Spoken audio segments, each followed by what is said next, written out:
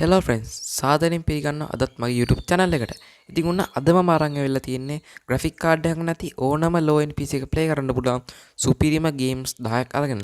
ඉතින් මේ games 10 අනිවාර්යෙන් වගේ low end PC එකේ play කරගන්න පුළුවන් මෙන්න මේ specs තියෙනවා නම්. ඉතින් මේ games 10 අපිට play කරගන්න අපිට ඕන නම් i3 3rd gen හෝ processor එකක් හෝ i5 2nd gen processor එකක් එක්ක 8GB RAM එකක්. ඉතින් මේ දේවල් තියෙනවා නම් අනිවාර්යෙන් මේ games 10 ඔයගේ PC එකේ ස්මූත්ලි රන් කරන්න පුළුවන්. හරිද අපි වැඩි කතා නැතුව යමු අපේ පළවෙනි ගේම් එකට. ඉතින් ඔන්න ලිස්ට් එකේ පළවෙනි ගේම් එක තමයි Burnout Paradise කියන රේසින් ඕපන් වර්ල්ඩ් ගේම් එක. ඉතින් මේක ඇත්තරම පට්ට ගේම් එකක්. හරිද? ඉතින් ඔයා වීඩියෝ එක දකිනවා වගේ මේක ඇත්තරම පට්ට ගේම් එකක්. ඉතින් ඔයා මේක අනිවාර්යෙන් ප්ලේ කරන්න ඕනේ. ඉතින් මේකේ අපි ගත්තොත් වර්ල්ඩ් ඕපන් වර්ල්ඩ් මැප් එකක් බලා ගන්න පුළුවන්. ඉතින් මේකේ පැරඩයිස් සිටි එකක් අපිට බලා ගන්න පුළුවන්. විශාල රෝඩ් සහ හයිවේ බලා ගන්න පුළුවන්. තව එතකොට එක එක විදිහේ සිටි තියෙනවා. එතකොට ෂෝට් කට්ස් තියෙනවා. ට්‍රැෆික් වගේ ගොඩක් දේවල් මේක බලා ගන්න පුළුවන්. ඉතින් ගේම් ප්ලේ එක අතින් ගත්තොත් ඕපන් වර්ල්ඩ් රේසින් ගේම් එකක් කියලා කිව්වනේ. එතකොට මේකේ කාර් ස්කිල්ස් බලා ගන්න පුළුවන් සහ ක්‍රෑෂස් බලා ගන්න පුළුවන්.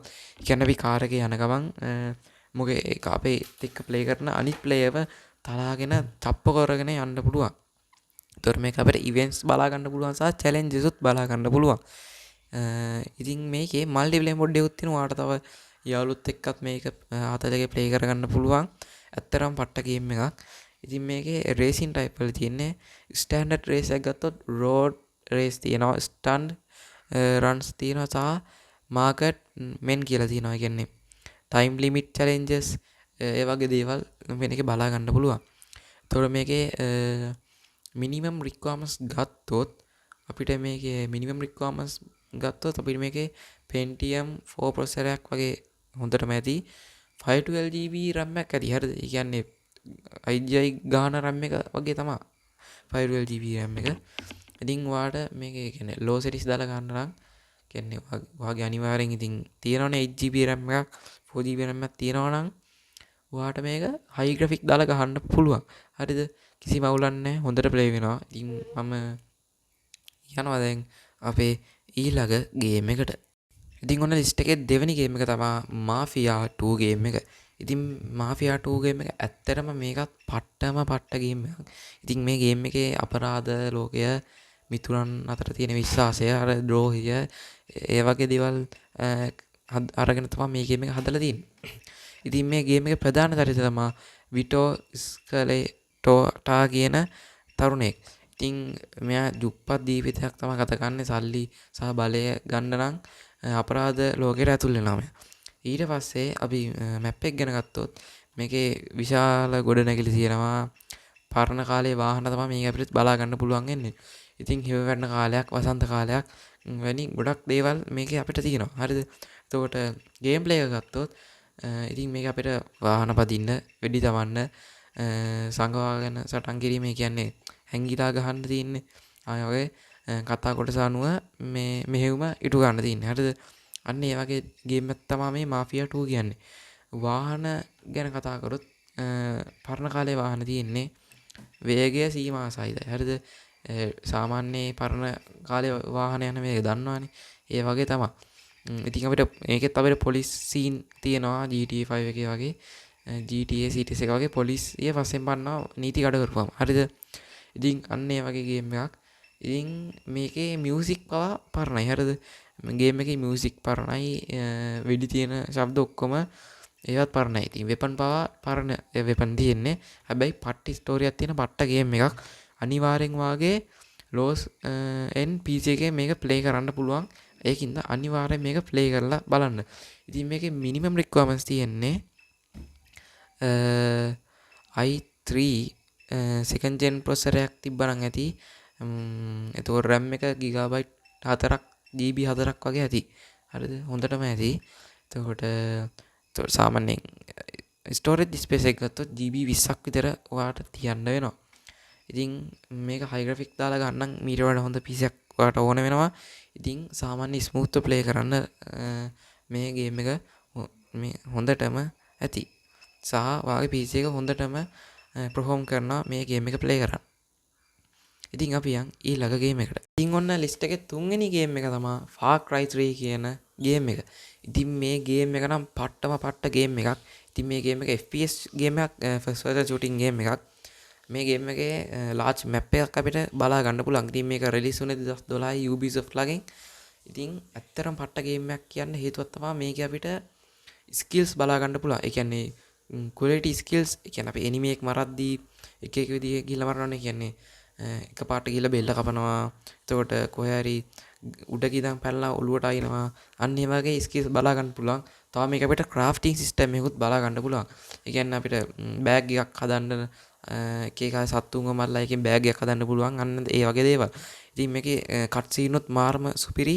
ඉතින් මේක ප්ලේ කරන්න අවම රික්වයර්මන්ට්ස් හැටියට මම ගන්නේ i3 second gen processor එකක්. හරිද?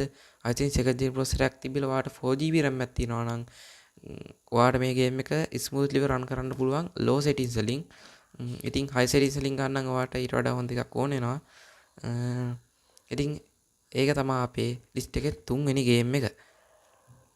ඉතින් ඔන්න ලිස්ට් එකේ හතරවෙනි ගේම් එක තමයි Call of Duty World at War කියන ගේම් එක. ඉතින් ගොඩක් අය ආසයිනේ Call of Duty game series එකට.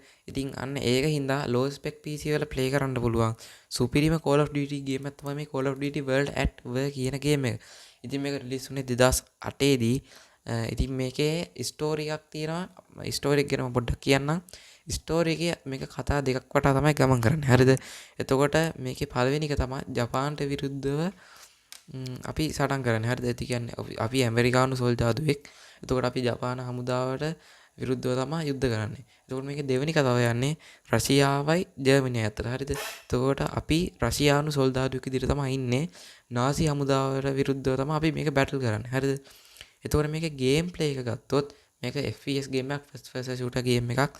ඉතින් මේකේ වෙපන්ස් ගත්තොත් මේකේ සෙකන්ඩ් වර්ල්ඩ් වර් එකේ තියෙන ගන්ස් තියෙන්නේ කියන්නේ රයිෆල්ස්, SMGs, ස්නයිපර්ස් වගේ දේවල්.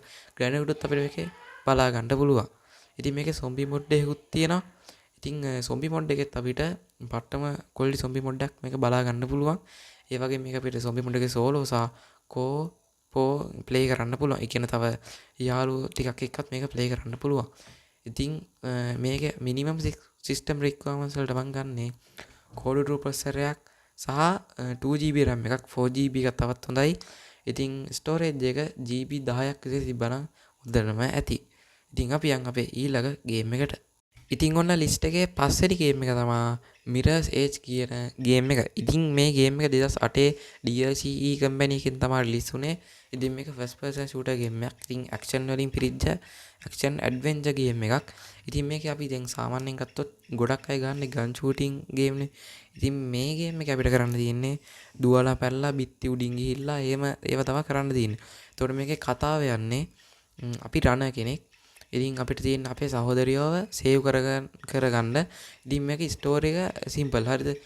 ස්ටෝරි එක සිම්පල් වුණාට මේක මීනින්ග්ෆුල් ස්ටෝරි එකක්. ඉතින් ගේම් ප්ලේ එක ගත්තොත් අපිට ගේම් එකේ wall running, long jumps, side and rolls වගේ දේවල් බලා ගන්න පුළුවන්. ඒ වගේම අපිට මේකේ ගන්න හේකුත් තියෙනවා. හරිද? ඉතින් මම මේකේ මිනිමම් රික්වයර්මන්ට්ස් හැටියට ගන්නේ Intel Core 2 processor එකක් සහ 4GB RAM එකක්.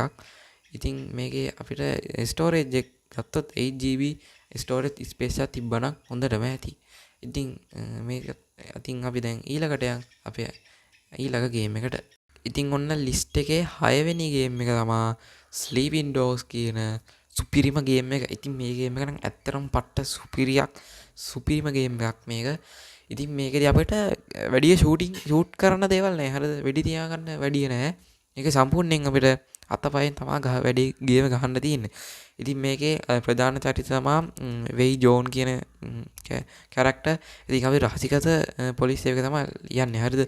එතකොට අපි අපරාධ කණ්ඩායමකට ඇතුල් වෙලා ඒ වගේ ස්ටෝරි එකක් තමයි යන්නේ. එතකොට මේකේ අපිට මේකේ කතාව තියෙන්නේ ස්ටෝරි එක තියෙන්නේ චීන සංස්කෘතියක් එක්ක තමයි ස්ටෝරි එක යන්නේ. හරිද? එතකොට අපිට මේකේ සටන් ක්‍රම කියන්නේ ෆයිටිං සීන් එක ගත්තොත් මේක තමයි මේ ගේම් එක මං ආසම සහ පට්ටම දේ. හරිද? ඉතින් මේකේ අපිට ගහ ගන්න තියෙන්නේ අතින් ගහ ගන්න පුළුවන්. ඒ වගේම කකුලෙන් පහර දෙන්න පුළුවන්. ඉතින් සාමාන්‍යයෙන් කකුලෙන් පහර දෙනවා කිව්වම ගොඩක් හිතන්නේ පයින් ගහනවා කියලානේ. ඉතින් මේක පයින් ගහන්න නෙමෙයි අපිට උඩ පැනලා කැරකිලා එක ෂොට් සීන් දාලා ගහන්න තියෙන්නේ. ඉතින් අපිට පුළුවන් අපේ එනමියාව බිත්තියට තද කරගෙන ගිහිල්ලා එක එක තැන්වල උබන්න දොරට ගහන්න අන්න ඒ වගේ දේවල් කරන්න පුළුවන්. ඉතින් මේකෙදි වැඩි වෙපන් පාවිච්චි ගන්න නැහැ. ඉතින් වෙපන් පාවිච්චි ගන්න තියෙන අඩු ප්‍රමාණයක් ගොඩක් මේකේ සටන් කලා පාවිච්චි කරලා තිබ්බම ගහන්න තියෙන්නේ. ඉතින් වාහන ගැන කතා කරොත් බයික් කාර් එතකොට වේගෙන් යන වාහන ඒ වගේ දේවල් අපිට බලා ගන්න පුළුවන්. ඉතින් අනිත් ඒවා තමයි අපිට මේකේ නගරයේ ගත්තොත් අපිට කෑම කන්න එතකොට සටන් පුහුණු වෙන්න අමතර මෙහෙයුම් වගේ දේවලුත් තියෙනවා. ඉතින් මේකේ මිනිමම් රික්වයර්මන්ට්ස් ගත්තොත් අපිට මිනිමම් රික්වයර්මන්ට්ස් බලා ගන්න පුළුවන් ඉන්නේ කෝඩුරු ප්‍රොසෙසරයක් සහ 2GB RAM එකක් තියෙනවා නම් 4GB තවත් හොඳයි තියෙනවා නම් ඇති. එතකොට ස්ටෝරේජ් එක ගත්තොත් ස්ටෝරේජ් ස්පේස් එක GB 16ක් තිබ්බනම් ඇති. එතකොට ඒ හොඳටම ඇති මිනිමම් රික්වයර්මන්ට්ස් වලට. සාමාන්‍ය low end PC එක මේක හොඳට ප්ලේ කරන්න පුළුවන්. ඉතින් මේක high settings දාලා smooth play කරන්න නම් ඔයාලට i5 processor එකක් ඕන වෙනවා. සහ මේකේ RAM එක හැටියට 4GB RAM එකක් ඇති. ඉතින් graphic card එකක් ඕනේ නෑ මේකට. එතකොට storage space එකේ GB 16ම තමයි. ඉතින් අපි යන් අපේ ඊළඟ game එකට. ඉතින් list එකේ 7 වෙනි game එක තමයි Valorant කියන first person shooting game එක. ඉතින් මේක අපිට නිදාසේ play කරන්න පුළුවන් සුපිරිම first person shooter game එකක්. ඉතින් මේක release වුණේ 2020. ඉතින් අදටත් මේක පට්ට FPS shooter game එකක් top 10 game එකක්. හරිද මේක? ඉතින් මේක පට්ටම ජනප්‍රිය game එකක්. gameplay එක ගත්තොත් අපිට 5 vs 5 match එකක් තමයි බලා ගන්න පුළුවන්. එතකොට අපිට මේක multiplayer mode එකක් තියෙනවානේ. එතකොට ඔයයි තව යාළුවෝ 4 දෙනෙකුත් එකතු වෙලා ඔයාලට මේ game එක ආදල් එක play කරන්න පුළුවන්. එතකොට මේකෙදි අපිට ගන් ස්කිල්ස් බලා ගන්න පුළුවන් ටීම් වර්ක් වගේ දේවලුත් බලා ගන්න පුළුවන්. ඉතින් මේකේ විශේෂම දේ තමයි අපි දැන් වෙපන් එකක් ගත්තොත් වෙපන් එක ඇනිමේෂන් එකක් එක එන්නේ. කියන්නේ කැරගිලා අතින් ගන්නවා වෙපන් එක. එතකොට එක එක ඇනිමේෂන් තියෙනවා. එනිමියට ඇටැක් කරන ඇනිමේෂන් ගොඩක් දේවල් මේකේ අපිට තියෙනවා. හරිද? එතකොට මේකේ මැප් ගොඩක් අපිට බලා ගන්න පුළුවන්. මේකේ සම්පූර්ණ මැප් 5ක් තියෙනවා. එතකොට මොඩ්ස් අපිට බලා ගන්න පුළුවන්. මොඩ්ස් ගත්තොත් අපිට මොඩ්ස් 5ක් බලා ගන්න පුළුවන්. ඒ කියන්නේ මේ මැප් පහේ මොඩ් මැප් 5කුත් තියෙනවා. මේක අපිට මොඩ් 5කුත් තියෙනවා. එතකොට graphic and performance ගැන බලද්දී අපිට මේකේ SD graphic වලින් low end PC එක හොඳට play කරන්න පුළුවන්. ඉතින් මේක lag වෙන්නේ නැහැ. ගොඩක් මේක lag වෙන්නේ නැහැ. superior play කරගන්න පුළුවන් game එකක් තමයි මේක. i3 3rd gen i5 second gen වගේ processor එකක් තියාගෙන. ඉතින් මේකේ minimum requirements එන්නේ Core 2 processor එකක් සහ 4GB RAM එකක්. storage space එක ගත්තොත් GB 30ක් වගේ තමයි යන්නේ. ඉතින් ඒ තමයි minimum requirements. හරිද? එතකොට දැන් යන්නේ recommend කරන්නේ high smooth දාලා high මේ FPS high graphic දාලා ගන්න. කියන්නේ smooth play කරන්න නම් මේක අපිට ඕන i3 3rd gen processor එකක්. ඒ වගේම 8GB RAM එකක් ඕන වෙනවා. graphic card එකක් මේකට ඕන වෙනවා. ඔයා high දාලා ගහනවා නම් graphic card එක මං කියන්නම් මේක GTX 560 කාඩ් එකක් තමයි මේක high දාලා ගහනවා නම් ගහන්න පුළුවන්. ඉතින් ඔයා low දාලා සාමාන්‍ය smooth play කරනවා නම් ඔයාට graphic card එකක් ඕන වෙන්නේ නැහැ. ඉතින් ඔයා මේක high දාලා ගහනවා නම් විතරක් ඔයාට graphic card එකක් පාවිච්චි ගන්න වෙනවා. ඉතින් දැන් අපි අපේ list එකේ 8 වෙනි game එකට. ඉතින් ඔන්න list එකේ 8 වෙනි game එක තමයි GTA 5 game එක. ඉතින් මේ game එක ඇත්තටම පට්ට game එකක්. ඉතින් මේක open world game එකක් නේ. open world game එකක් multi characters ඉන්නවා. ඒ වගේ missions ගොඩක් තියෙනවා. ඉතින් මේකත් වගේ low end PC එකේ play කරන්න අමතක කරන්න එපා. ඉතින් මම මේක online mode එකකුත් තියෙනවා. ඒ වගේ විශේෂම මේ දේ තමයි මේකේ vehicle customization ගොඩක් තියෙනවා. හරිද? ඒ කියන්නේ අපි සාමාන්‍යයෙන් racing game එකක් විතරක් ගත්තොත් එහෙම racing game එකේ සම්පූර්ණයෙන්ම customization තියෙනවානේ. එතකොට අන්නේ තියෙන සම්පූර්ණ customization එකම අපිට මේ GTA 5 game එකෙත් බලා ගන්න පුළුවන්. ඉතින් මේකේ minimum requirements හැටියට මම කියන්නේ Core 2 quad processor එකක 4GB RAM තියලා 4GB RAM එකක GTX 9080 GT card එකක් එක්ක ඔයාලට මේක හොඳ ස්මූත් විව ප්ලේ කරන්න පුළුවන්. ඉතින් ඒක තමයි අඩුම රික්වයර්මන්ට්ස්. හරිද?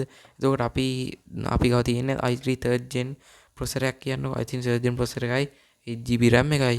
තව අර GTX 560 Ti කාඩක් තිබ්බනම් ඔයාට 560 1GB කාඩක් තිබ්බනම් ඔයාට තව එක මීඩියම් දාලා මේ ගේම් එක ප්ලේ කරන්න පුළුවන්. ඉතින් ඇත්තටම මේක පට්ට ගේම් එකක්. ඔයා අනිවාර්යෙන් ප්ලේ කරනවා වගේ low end PC එකේ. ඉතින් ඔන්න අපි දැන් යන් අපේ අවසාන ගේම් එකට. ඉතින් අපේ අවසාන ගේම් එක තමයි Skyrim ගේම් එක. ඉතින් ගේම් ප්ලේ එක ගන්න ගත්තොත් ඇත්තටම පට්ට ගේම් එකක්. සුපිරිම ගේම් එකක්. සුපිරිම ඇක්ෂන් තියෙන බලා ගන්න පුළුවන්. ඉතින් මේක ඕපන් වර්ල්ඩ් ගේම් එකක්. කැරක්ටර් ක්‍රියේෂන් තියෙනවා. කැරක්ටර් කස්ටමයිස් කරගන්න පුළුවන්. ඒ වගේ ගොඩක් දේවල් තියෙනවා. ඉතින් මේක අපිට ස්කිල්ස් අප්ඩේට් කරන්න පුළුවන්. ඒ වගේම මෙයින් ස්ටෝරි ගැන ගත්තොත් ඩ්‍රැගන් බ්‍රෝන් කියන ප්ලේයර් කැරක්ටර් එක තමයි අපිට ඉන්නේ. ඩ්‍රැගන් ගෝන් කියන එක සටන් කරන ස්පෙෂල් ඩෙන්සිටි එකක් තියෙනවා මේක. හරිද? එතකොට මේකේ කම්බැට් ඇන්ඩ් වෙපන්ස් ගැන කතා කරොත් ස්වර්ඩ්, බ්‍රෝස්, මැජික්, ෂවුට් වගේ ගොඩක් දේවල් අපිට මේක බලා ගන්න පුළුවන්. ඉතින් මේකේ ග්‍රැෆිකුත් පට්ටම ග්‍රැෆික් තියෙනවා මේකේ. ඉතින් මේක ටිකක් පරණ ගේම් එකක්. ඒ වුණාට වාගේ low end PC එකේ මේක ප්ලේ කරන්න අමතක කරන්න එපා. ඉතින් මේකේ මිනිමම් රික්වයර්මන්ට්ස් හැටියට ගත්තොත් මේකේ තියෙන්නේ ඩුවල් කෝර් ප්‍රොසෙසර් එකක් වුණා. කියන්නේ core 2 හරි core 2 වඩන හරි ප්‍රොසෙසර් එකක් 2GB RAM එකක් හොඳටම ඇති. එතකොට storage space එක ගත්තොත් 6GB storage space එකක් හොඳටම ඇති. ඉතින් මේකේ තවාටියක් ග්‍රැෆික් හයි එහෙම දාලා ගහන්න quad core processor එකක්. ඒ කියන්නේ i3 3rd gen i5 2nd gen මම අර කිව්ව processor ටිකම ඇති. හරිද? එතකොට RAM එක 4GB plus තමයි තියෙන්නේ. ඉතින් ඔයාට මේක 1080p නේ සාමාන්‍ය අපි ගේම් එක ප්ලේ කරන්නේ resolution එක ගත්තොත් ඒක දාලා ගහන්නම් ඔයාට මේකට 8GB RAM එකක් ඕන වෙනවා. ඉතින් ඔන්න අදට මෙතනින් මගේ වීඩියෝ එක ඉවරයි. ඉතින් ඔයා පල්ලෙන් කමෙන්ට් එකක් දාගෙන යන්න අනිවාර්යෙන්. වීඩියෝ එක කොයි වගේද හොඳද ඉස්සරහට ඕන වීඩියෝස් මොන වගේ වීඩියෝස් වලට ඉස්සරහට ඕනි කියලා අනිවාර්යෙන් පල්ලෙන් කමෙන්ට් එකක් දාගෙන යන්න. ඉතින් ඔන්න ඊළඟටත් මං හිතන් ඉන්නවා සුපිරි ගේම්ස් ටිකක් හොඳ ගේම්ස් ටිකක් අරන් එන්න. ඉතින් මතක ඇතුව මාව සබ්ස්ක්‍රයිබ් කරන්න, ලයික් කරන්න සහ පල්ලෙන් කමෙන්ට් එකක් දාගෙන යන්න අමතක කරන්න එපා. ඉතින් මම අදට ගිහින් එන්නම්. මම මනුස් ටෙක්නික්